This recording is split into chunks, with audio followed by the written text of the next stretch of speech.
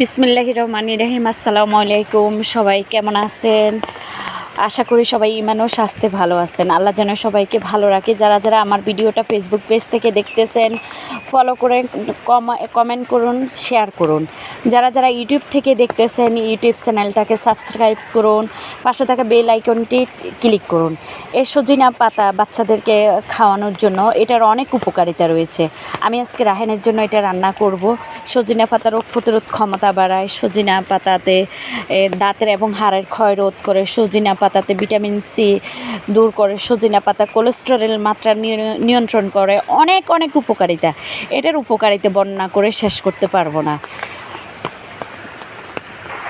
সজিনা পাতার সাথে আমি আনাজি কলা দিব, একটা আলু দিব।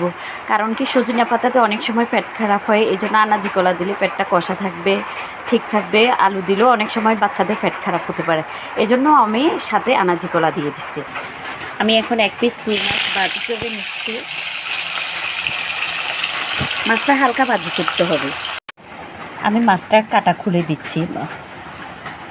মাছের কাঁটা না খুলে দিলে সজিনা পাতা এটার সাথে মাছের কাঁটা অনেক সময় ভেঙে কাঁটা হয়ে গেলে বাচ্চাদের জন্য এটা ক্ষতি হতে পারে, এই জন্য মাছের কাঁটাটা বেছে দিচ্ছি। এখন আমি পাতিলের মধ্যে একটু পানি নিয়ে নিচ্ছি। দেখেন, পানিতে হলুদের গুঁড়া দিয়ে দিচ্ছি, তারপরে একটু জিরা বাটা, দেখেন একটু জিরা বাটা দিয়ে দিচ্ছি, একটু রসুন বাটা দিয়ে দিচ্ছি, সাথে মাছ, পেঁয়াজ কুচিগুলো দিয়ে দিচ্ছি।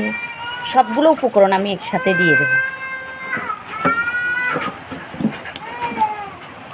এখন আমি পরিমাণ মতো তেল দিয়ে দিচ্ছি, এখানে এক্সট্রা ভার্জিন অলিভ অয়েল। দেখেন, বাচ্চাদেরকে অলিভ অয়েল না খাওয়াতে পারলে সর্ষের তেল খাওয়াবেন, কিন্তু সয়াবিন তেল দেবেন না।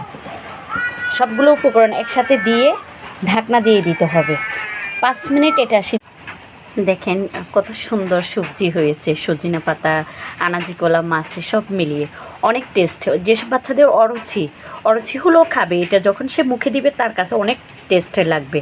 আপনারও খেতে ইচ্ছে করবে, আপনি একটু টেস্ট করে দেখবেন, খেতে ইচ্ছে করবে।